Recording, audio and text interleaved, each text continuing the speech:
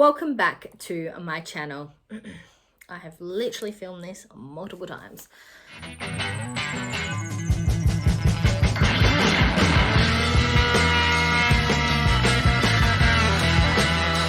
Welcome back to my channel, and today I'm bringing you the next episode in the Read With Me series.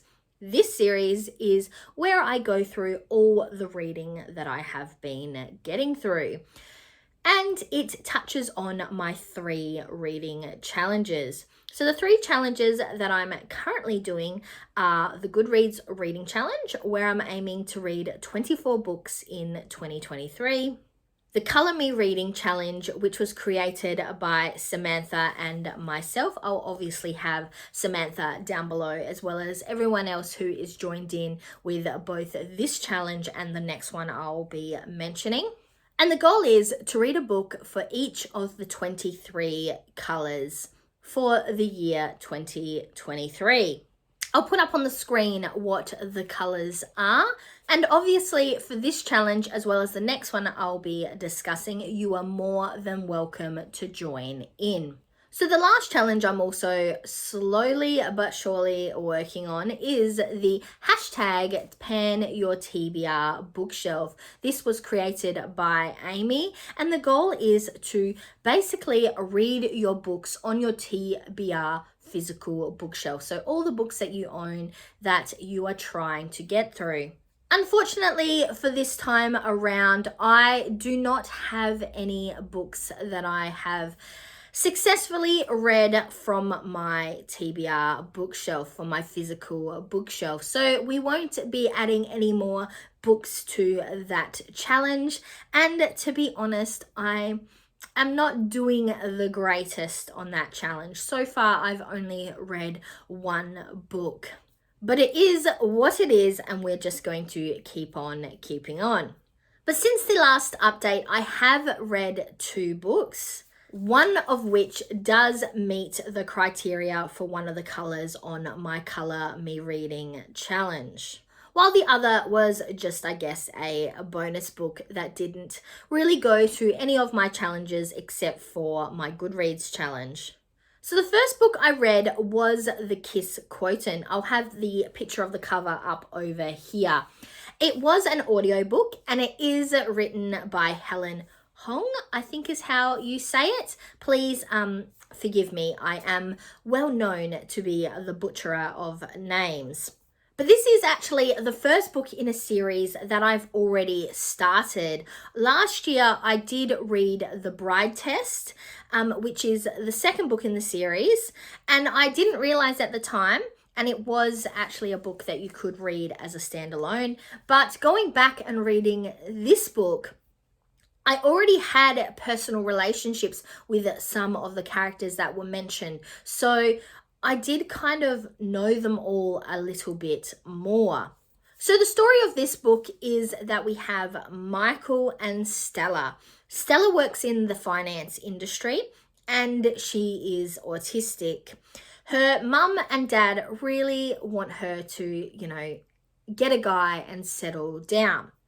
But Stella is aware that she isn't the greatest when it comes to the intimacy of a relationship, the sexual side of a relationship. So hint, hint, this book is a bit of spice. So she decides that the only way you can improve is to get lessons. She orders herself a escort online who turns out to be Michael. We find out really quickly the reason why Michael is essentially prostituting. And Stella and Michael have this kind of weird whirlwind romance, while at the same time, for a percentage of it, she is paying him. Though she essentially asks him for sex lessons, she never explains to him that the reason why she struggles so much with the intimacy of it is that she has autism. So he goes through a percentage of the book not knowing that this is why she does certain things, and seems to upset some people along the way. They both end up knowing each other's secret, kind of, for a large portion of the book. And just like any other romance book, it is definitely a chick lit which has a lovely, happy ending. I'm definitely enjoying this series, even though I've read it slightly backwards, and I am moving on to the third book. I have just started it, but I'm nowhere near finishing it as of yet. I do enjoy reading these ones as audiobooks. I find the narrator has been really good and kept me quite engaged. Sometimes if you do not have the correct narrator, it can really make an audiobook a hard slog. But in this case, it definitely kept me enthralled throughout the story. Both The Kiss Quotient and The Bride Test have main characters in it who have autism who are seeking romance. But my favorite part about the comparison between the two books is though the two characters both have some similar traits in relation to their autism, there are other things that aren't similar. They are not carbon copies. It's not a scenario where the author has gone, for you to have autism, you must be XYZ. I think Helen definitely writes the characters, all of her characters, in a way that are very relatable and possibly quite realistic. In saying that, I personally myself do not have autism, so I don't feel that I can really comment on whether they are realistic characters, that it does show what it is like to have autism. But from the little bit that I know regarding it, it does feel very realistic, and I really like the fact that she has multiple characters who identify as having autism, but they are not painted with the same brush. They're not written in a way that this is the only way that autism can exist. Like I said, I'm really keen to get into the third book, and I would recommend this series to anyone who likes a little bit of spice in their romance. The next book I read is The Happy Inbox. This is by Maura Neville Thomas, and it is a non-fiction book. It has gone towards my Colour Me Reading series for the colour lemon. This book is, as it says on the tin, a book on how to have a stress-free relationship with your email and overcome your communication clutter.